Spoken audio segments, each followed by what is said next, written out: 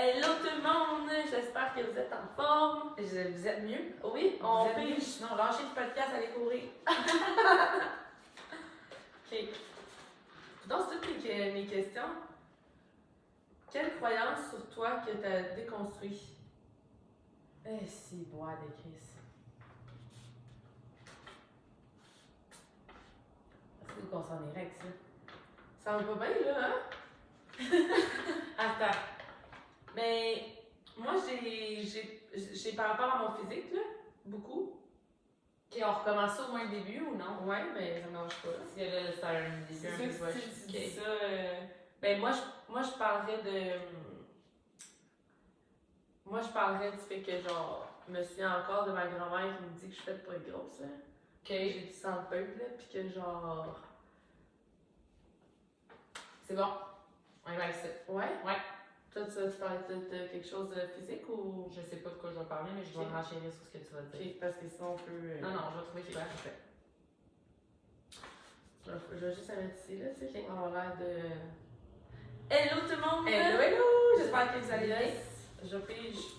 Le La début question. est à travailler, on Ouais. s'excuse parce que souvent on parle beaucoup entre les podcasts, Ouais. puis tout, puis là, nous on sort dans le salon, puis on Ouais. oublie que vous êtes là. On est comme, hey, salut! Good! On est content que vous soyez là! Mais ça passe. Oui, ça, ça c'est vrai. Oui. Ouais. Moi, je dis jamais démentir. Quelle croyance que tu avais sur toi que tu as déconstruit? Ok. Puis, je vais commencer. Vas-y. Je vais commencer parce que moi, c'est vraiment physiquement, là, comme j'ai toujours. Puis c'est vraiment drôle parce que je vais mettre. Là, je parle de coq à l'ongle, je m'en vais dans le bord de Tu viens de commencer, Oui. il n'y a pas de coq, il Je n'y a sais. pas de coq, il n'y a pas d'âme. C'est juste que Il n'y a rien dans la tête. dans ma tête, ça s'en allait à quelque part, je me suis dit, je vais mettre en contexte avant, ok? Ok, vas-y. Moi, quand j'étais jeune, comme avant d'avoir mes enfants, j'ai toujours été vraiment petite. Ah. Fait que, ouais, j'étais genre au secondaire, je faisais 100 livres mouillés avec des roches dans les poches. Là. Je comprends. J'ai tout le temps ça, là, comme littéralement, j'ai tout le temps été faite sur un petit frame de chat. Puis j'ai pris du poids après mes grossesses. Ok. Puis dans le fond, j'ai pris un petit peu de poids au début avant de tomber enceinte parce que j'avais arrêté de fumer. Parce que ceux qui ne savaient pas, je fumais la cigarette, Ça, ça c'est me- dégueulasse. Ok. À chaque fois que je dis ça, je vois sa face qui est comme, peut Non, pas je comprends, t'imagines qu'il y a du clope dans la Non, bouche. mais imagine, là. Ok. Non. On serait pas amis? Non, probablement, non, Ok. vraiment pas, moi non plus. Je serais pas On là. s'aimerait pas aux mêmes places, là, tu sais. Non, c'est ça. Moi, je serais dehors, là, tu sais. Fait que, en tout cas, bref. Ceci étant dit, quand j'ai arrêté de fumer, j'ai pris un peu de poids, puis après mes grossesses, j'ai pris du poids, mais moi, j'ai arrêté de fumer quand j'ai pris la décision de vouloir des enfants. Fait que quand j'ai arrêté la pilule, j'ai arrêté de fumer. Fait que j'ai pris un petit peu de poids à ce moment-là, puis après mes grossesses, mais avant ça, j'ai toujours été petite. Toujours été Hey, petite. juste, excuse-moi, là, Oui. un autre sujet. À quel point tu savais que c'était pas bon pour ton enfant au Ouais. point de dire je vais arrêter, Oui, mais que tu Mais donnais pas je- cette valeur-là, fait que c'est comme je vais fumer pour moi, mais pas pour elle. mais je voudrais pas que mes Ouais. enfants aient cette boucan-là, fait que je vais arrêter pour Oui. eux.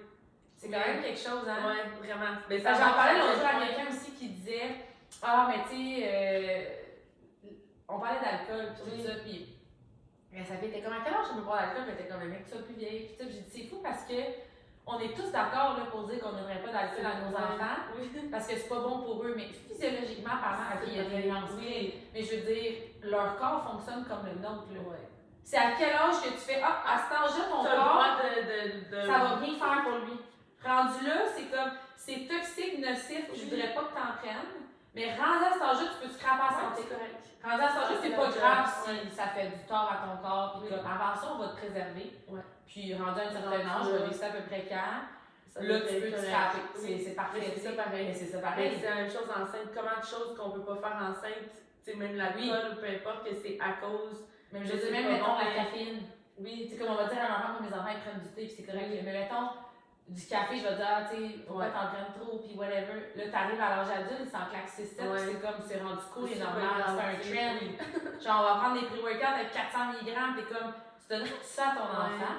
Non, c'est ça. Non. Puis toi, tu le fais. Tu sais, tu donnerais même pas ça à ta plante. Je sais. Tu vois, C'est ça, pareil. en tout cas, mais Fait je que trouve j'avais ça fou. arrêté pour ça, oui, mais c'est ça le pire. Mais puis le. Mais C'est comme tu donnerais pas une clope à ton enfant, Ouais. tu voudrais pas être enceinte et fumer, Mais c'est correct, tu sais. Mais je Ah, considère là, pas que j'étais une vraie fumeuse, ok? Je vais quand même le dire parce c'est que.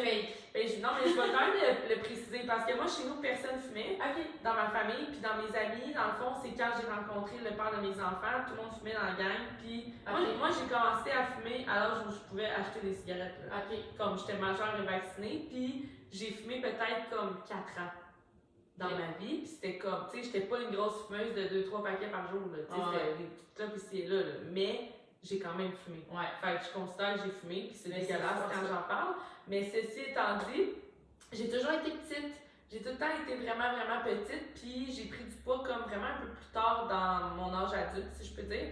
Puis ma grand-mère me disait tout le temps de faire attention parce que j'avais du sang de bœuf. OK? Puis dans notre famille, les gens sont tous en surplus de poids. OK? Puis vraiment des gros surplus de poids, tu sais. Okay. Puis, tu sais, pas des gens 200 livres, genre 300 livres et plus, tu sais, des fois, là. Fait que bref, ceci étant dit, j'ai grandi en me faisant dire de faire attention parce que j'avais du sang de bœuf puis que c'était sûr que j'allais être grosse plus tard si je faisais pas attention. Fait que vous comprendrez que la première fois que j'ai été grosse, entre guillemets, puis je me suis dit, c'était sûr, tu sais, comme oui, ça allait arriver, puis je me souviens encore d'aller voir ma grand-mère que j'ai pris du poids, puis tu sais, je l'aime beaucoup, puis je sais que c'est pas méchant, mais c'était comment, je te l'avais dit, faire attention, comme tu te sens peu, puis genre, c'est sûr que t'allais prendre du poids, tu sais. Puis quand j'ai commencé ma perte de poids, j'arrêtais pas de me dire, ça marchera pas, tu sais, je serais pas capable, tu sais, je voyais, mettons, une shape en particulier, puis je me disais, je vais être capable de perdre du poids, mettons, parce que j'en avais vraiment beaucoup à perdre. J'étais comme rendue à 200 livres, je me disais peut-être je vais descendre à comme 170, 175, mais jamais je vais être capable d'être petite comme j'étais, ou tu sais, jamais je vais être capable d'être en shape comme je voulais, parce que j'étais comme c'est impossible, genre. T'es plus en shape qu'avant. Oui, que quand, tu sais, avant même d'avoir mes enfants, ou même back in the days, là, puis tu sais, je veux dire, avec la masse musculaire, puis tout ça, je veux dire, je suis complètement ailleurs dans la shape que jamais j'aurais pu croire être capable d'avoir. Puis dans ma tête, c'était dans mon ADN. Mais ça, je trouve ça beau quand même parce que dans le fond, tu n'y as pas cru au début non plus. Non. Tu as juste dit, je vais commencer, puis au pire, je vais perdre 10-15 livres. Puis il y a beaucoup de gens qui vont faire ça. Mais la majorité des gens, quand ils l'atteignent, dans leur tête, c'est comme, je ne pourrais pas avoir mieux que ça, je vais arrêter. Là, ils prennent du poids. Là, ils perdent 70 livres, exemple dans ton cas. Parce que leur thermostat, il est là. Mais toi, comme rendu à ce moment-là, tu as juste fait, ben je vais maintenir, je vais continuer ce qui m'a amené à ce poids-là pour le garder. Puis mais l'effet cumulé de continuer les habitudes fait qu'inévitablement, tu as continué à progresser. Ça t'a prouvé à toi-même que crème, le sang de bœuf, finalement. Pas fait pour être de même. Ben non. Moi, je crée une nouvelle identité à ce sang-là. Mais ce que je veux comme parler par rapport à ça, c'est que même si au début, c'est pas quelque chose à laquelle tu crois, au moment où tu as atteint le résultat que tu pensais être le meilleur que tu pouvais atteindre, c'est important que tu continues de juste maintenir tes objectifs et de faire comme si c'était possible que ce soit mieux, parce que c'est sûr que ça va arriver.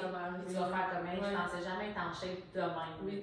Mais je dois quand même avouer que j'ai eu ce yo-yo-là au début.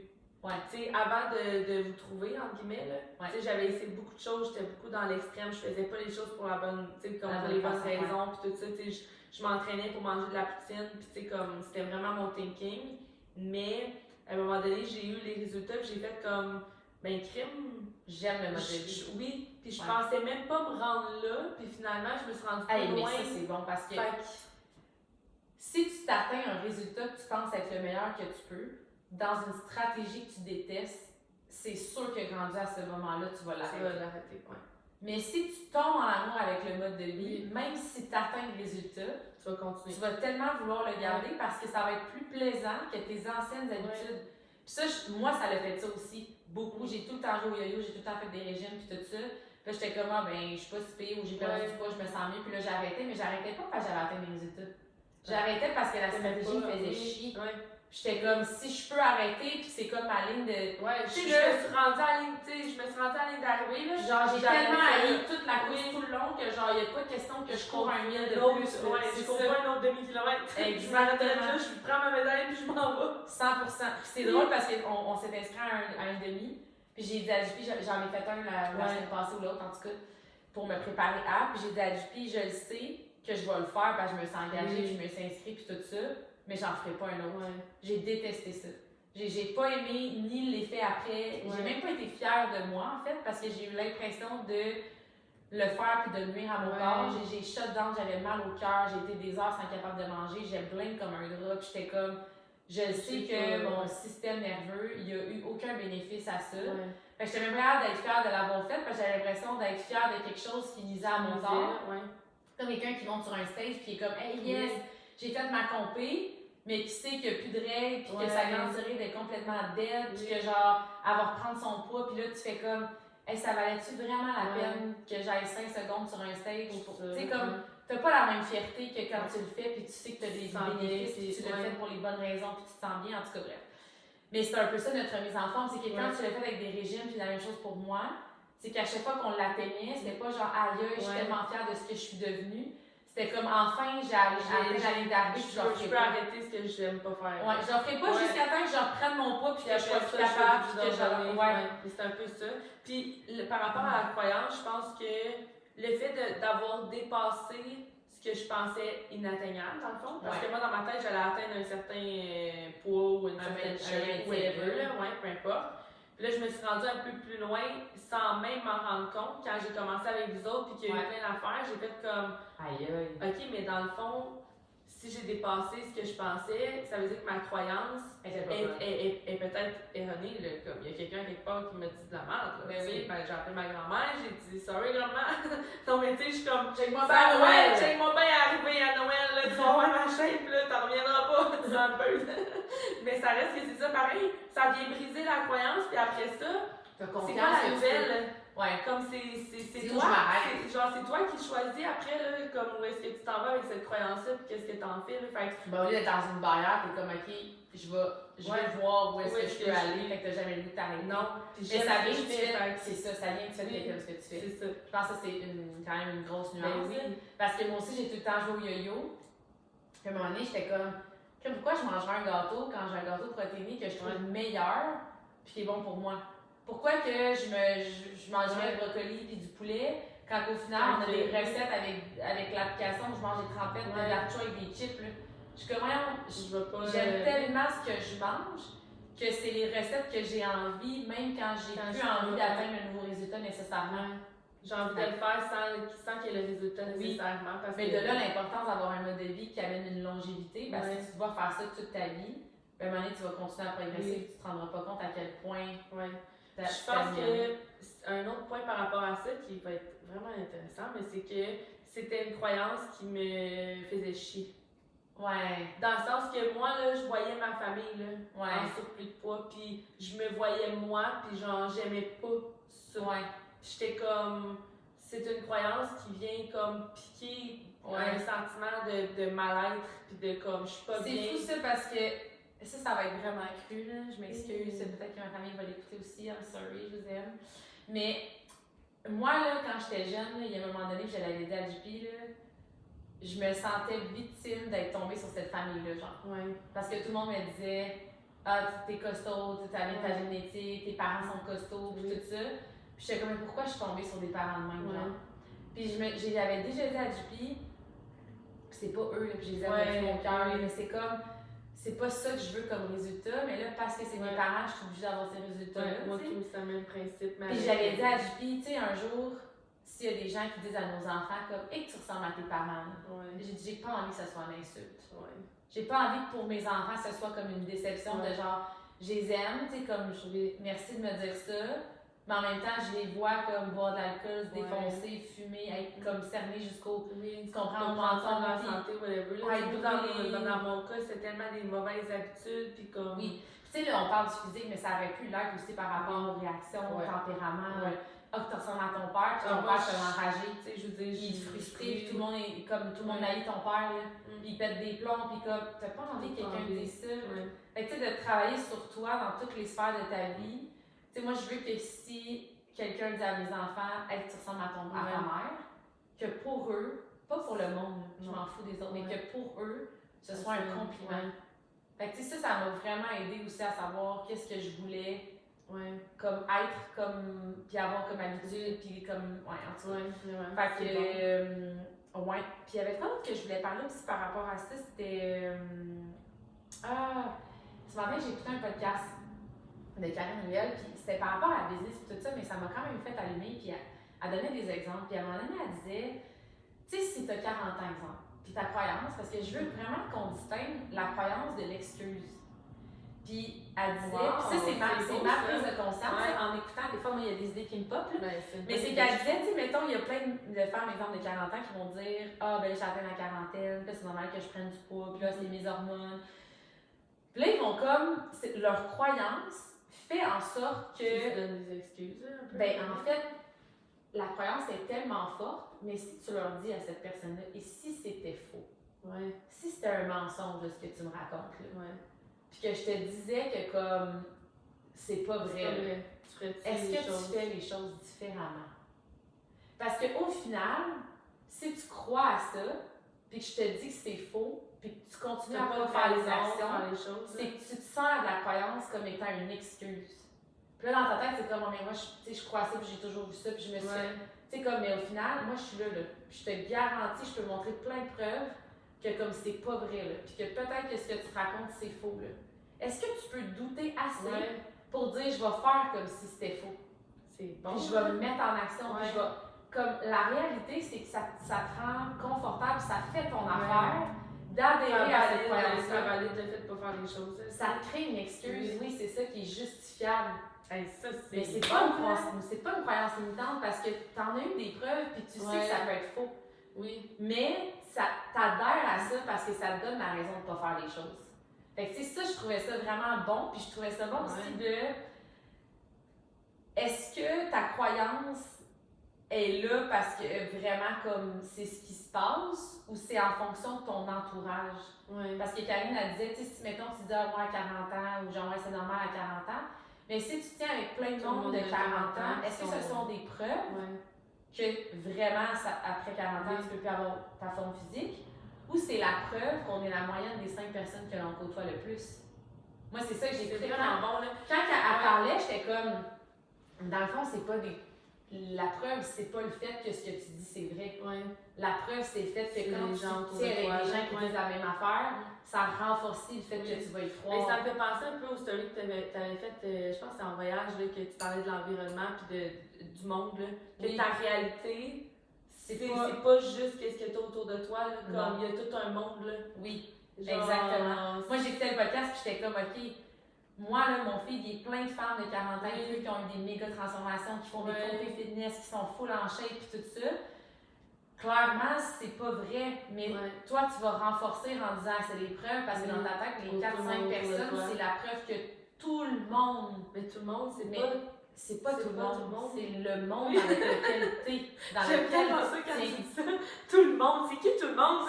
Non, mais c'est vrai. Tout le monde, je le sais. Ça me fait capoter. Le monde me juge. C'est qui ce monde-là? Ah, la tante de la fesse gauche, comme, c'est pas le monde. C'est pas le monde, il y a tout un monde. Il y a tout un. Moi, j'adore les nouveaux clients tous les mois, là. Fait que c'est comme, il y a plein de gens qui sont. Mais ouais, non, c'est ça. Fait que ça, moi, c'est juste comme, ça valide pas le fait que tu es obligé de prendre du poids à 40 ans, ça valide le fait que vous croyez à la même affaire, puis vous venez ensemble, puis vous ne vous élevez pas, là. C'est comme... Vraiment. Fait que, c'est quoi, rappelle-donc la question, parce que là, faut que moi aussi, je donne mon point. Idéalement, Quelle croyance que tu avais sur toi que tu as déconstruit? Ouais, ben moi, c'est l'inverse, je pense. On m'a... c'est quand même bien, là. Mais on m'a fait croire que j'étais vraiment une personne qui était faite pour les foules. Tu sais, moi, j'ai donné des cours en groupe, puis j'étais comme une capitaine d'équipe. Ça, c'est bon, là. Ouais, tout le monde me disait, toi, t'as un leadership naturel, puis tout le monde te suit, puis genre, comme t'es faite pour être sur un stage, puis t'es faite pour comme... Puis, tu sais, là, je suis entourée de gens, puis j'adore les gens. Mais j'aime bien plus avoir 3-4 personnes avec moi, faire un zoom avec une personne, avoir une conversation profonde avec quelqu'un, que de donner le show, mettons. Mais longtemps, j'ai comme donné le show parce que dans ma tête, c'est comme je suis faite pour ça. Tout le monde me dit que je suis faite pour ça. Puis... Mais c'est pas parce que j'ai de la facilité ou que comme que je suis nécessairement bien là-dedans ou que c'est nécessairement ce que moi je veux. Fait que tu sais, je pense que autant ça peut être des fois des gens vous font croire des choses que vous n'êtes pas.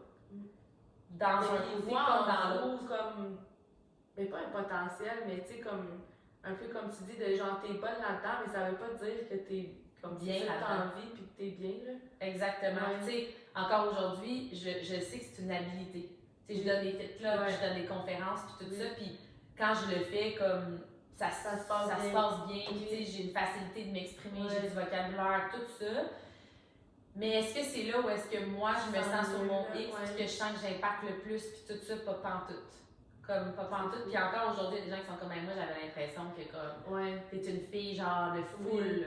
Mais comme les gens qui me connaissent, mettons, je fais des stories où je suis full comme je vais parler beaucoup, je vais donner de la valeur, mais tu me mets dans un gala par exemple où il y a méga monde, tu le remarqueras, mais comme je suis très discrète. Je parle pas à beaucoup de monde, on dirait que tu vas pas puis que t'es pas genre ouh, tout le monde regardez-moi. Au contraire, je vais me faire plus discrète, je vais comme c'est trop de stimulation, de bruit, d'odeur, de son, de comme on dirait que je me sens perdue, désorientée. Tu sais, quand c'est le moment qu'on te met, mettons, dans un shape-up in front, puis genre avec le micro, tu vas livrer. Oui. Mais sinon, tu vas. C'est ça, en fait, tes affaires. Mon leadership, là, c'est pas d'être en avant. Puis j'ai réalisé que mon leadership, c'est de mettre les gens en lumière. Puis c'est là où je me sens bien. Puis c'est là où j'ai vraiment l'impression d'être une leader. J'ai pas envie que tu me suives. Mais j'ai envie que tu aies confiance d'aller en avant, puis je vais t'applaudir. Puis je vais te cheer up, puis je vais comme te montrer que tu es capable, puis je vais être fière de toi, puis je vais te trouver belle. Puis c'est de même que j'ai l'impression que je donne ma valeur aux gens. Pas de dire genre fais comme moi, puis suis-moi, puis comme whatever. Mais longtemps, quand on me nommait capitaine whatever, c'est que j'ai un leadership naturel. Mais on m'a comme imposé une définition du leadership. De comme c'est toi qui vas en avant, qui prend les décisions, puis c'est ça. Puis les gens vont la foule. Je suis comme non, j'ai plus envie de voir le potentiel des gens puis de dire hey, t'as-tu envie toi d'être capitaine? Ou t'as-tu envie aujourd'hui de monter sur un stage ou de faire un. Comme j'ai besoin de toi. Comme... un peu comme animer les galas que j'ai fait avec JP. Exactement.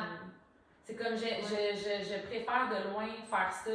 Puis me mettre plus comme à l'écart, puis de faire comme wow, j'ai permis à quelqu'un aujourd'hui qui pensait pas être capable de voir qu'il est capable. Tu sais, comme pour moi, les leaders, c'est pas nécessairement ceux qui font le plus de bruit puis qui prennent le plus de place. C'est ceux qui écoutent le plus puis qui voient de façon externe comme qui a besoin de quoi dans quel moment, tu sais.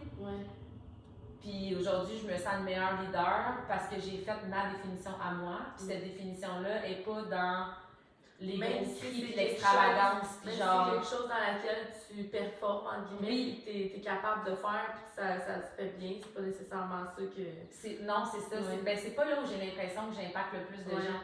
De montrer que je suis capable de le faire, ça m'apporte rien. Tu comprends ce que je veux dire? Je suis capable de le faire, je le sais. J'ai pas besoin que tu m'applaudisses comme où je me sens bien, c'est quand toi tu pensais pas être capable, puis que je suis là à t'applaudir, tu sais.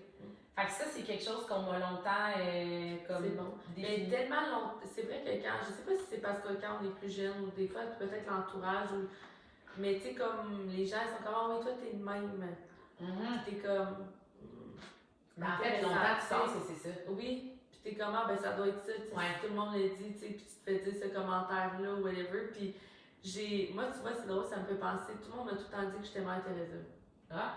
Comme quand j'étais jeune, puis comme en vieillissant, puis tout ça. Puis même ma mère, elle disait, t'es faite pour avoir un métier, pour aider les gens, puis tout ça. Puis je veux dire, aujourd'hui, c'est vraiment ironique parce que c'est ce que je fais, j'aide les gens, puis c'est mon travail.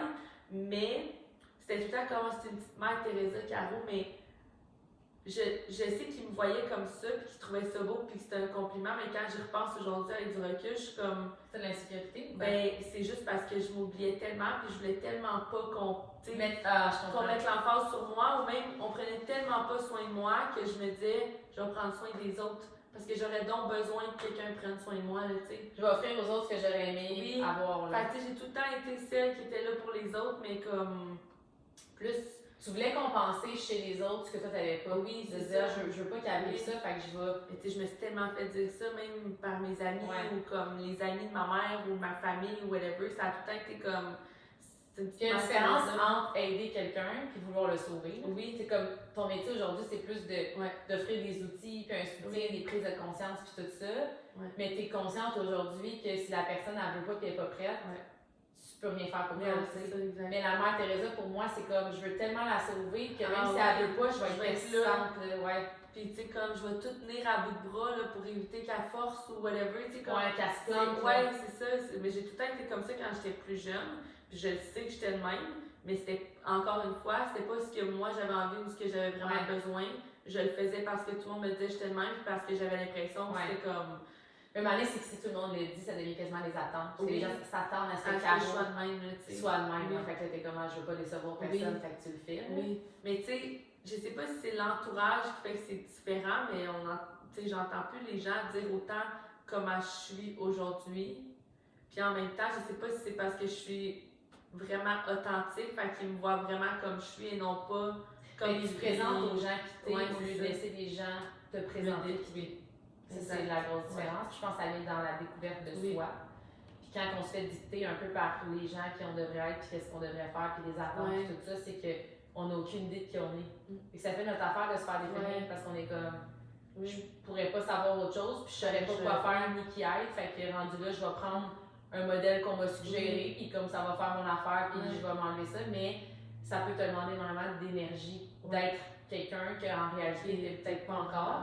Ça peut peut-être te fermer beaucoup de portes aussi. De faire comme on m'a toujours dit que j'étais pas bonne là-dedans, que j'étais pas faite pour ça, que genre, tu sais, comme. Oui, vraiment. Et puis je trouve ça bon parce que ces croyances-là, ils partent de quelque part. Tu sais, les croyances qu'on a sur nous-mêmes, ils partent d'une expérience ou de justement des gens qui nous entourent, de la réalité qu'on s'est donnée ou comme de ce que les autres ont dit de nous ou peu importe. Comme... Ah, puis ça influence beaucoup nos choix. Comme mon frère est allé faire un cours en plomberie. Puis mes parents ils ont toujours dit, ben tout le monde dans l'entourage ont toujours dit, ah t'es pas manuel, t'es tellement pas un gars manuel, ah mon dieu que t'es pas manuel. Mais comme, il a jamais eu la chance de l'être. Parce qu'on lui a jamais donné, parce qu'il est donc pas manuel.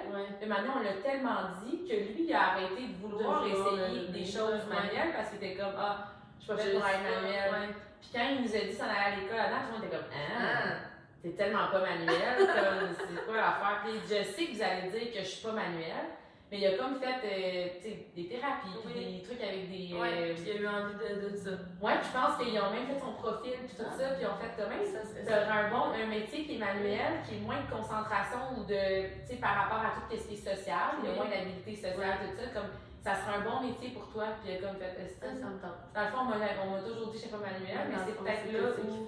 Oui. Mais j'ai arrêté d'essayer. Puis là, vu que j'ai jamais essayé, ben je suis pas bon, mais dans le fond, c'est juste que je manque d'expérience, tu sais. Je suis comme cette croyance-là. C'est fou parce que si t'avais fait le travail de te découvrir toi-même, tu serais resté avec cette étiquette-là, puis tu n'aurais probablement jamais retourné à l'école là-dedans, comme c'est complètement fou, là. Fait que, c'est bon. Je pense que... On drop the mic. Yeah! Merci, à la prochaine!